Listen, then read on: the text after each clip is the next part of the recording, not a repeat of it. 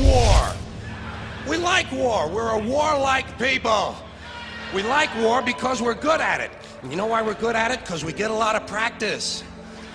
This country's only 200 years old, and already we've had 10 major wars. We average a major war every 20 years in this country, so we're good at it.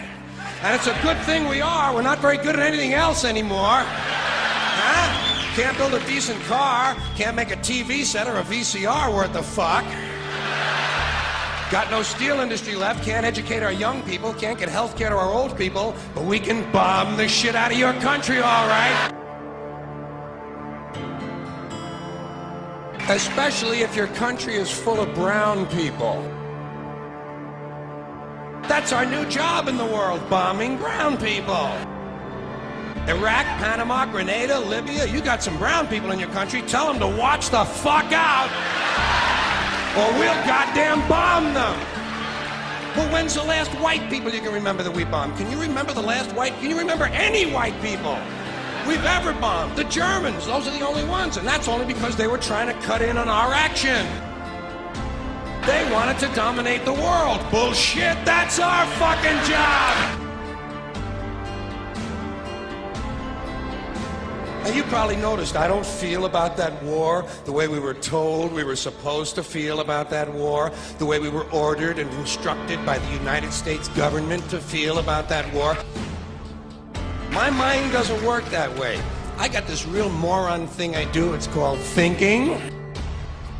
And I'm not a very good American because I like to form my own opinions. I don't just roll over when I'm told to. Sad to say, most Americans just roll over on command. Not me. I have certain rules I live by. My first rule, I don't believe anything the government tells me. Nothing. Zero. Nope. And I don't take very seriously the media or the press in this country, who in the case of the Persian Gulf War were nothing more than unpaid employees of the Department of Defense, and who most of the time function as kind of an unofficial public relations agency for the United States government. So I don't listen to them, I don't really believe in my country, and I gotta tell you folks, I don't get all choked up about yellow ribbons and American flags. I consider them to be symbols, and I leave symbols to the symbol-minded.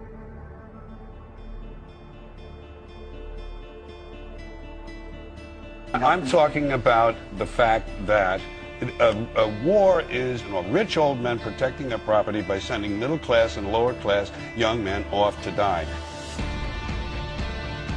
Forget these foolish elections. The owners of this country don't care about the poor in general. The owners of this country, what are we going... But is this Karl Marx talking to me? The owners of this country are the voters of this country. You're wrong about that, my friend. Aren't the owners of this country the voters in this country who elected George Bush? No, they're not. Listen, politics, these elections are a charade. It is a charade. Oh, okay. They are meant to... Well, I'll tell you, just listen for a minute. Learn a little something. The elections and politicians are in place in order to give Americans the illusion that they have freedom of choice. You don't really have choice in this country. All the things that are important reduced in choice. Newspapers in a city, how many? Used to be 3, 4, now it's 1 or 2. They're owned by the same people, and they also own a radio station. Give these people a voting day every year so that they'll have the illusion of meaningless choice. Meaningless choice, that we go like slaves and say, "Oh, I voted."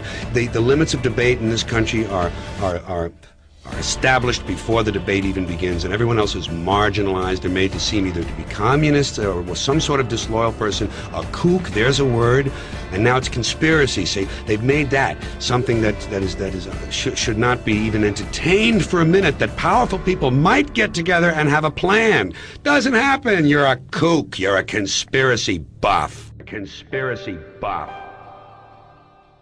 Okay. Not as a result of a conspiracy, but because... You don't need a formal conspiracy when interests converge. These people went to the same universities and fraternities. They're on the same boards of directors. They're on the same country clubs. They have like interests. They don't need to call a meeting. They know what's good for them, and they're getting it. And there used to be 7 oil companies. There are now 3. It will soon be 2. The things that matter in this country have been reduced in choice. There are 2 political parties. There are a handful of insurance companies. There are about 6 or 7 information things. But if you want a bagel, there are 23 flavors because you have the illusion.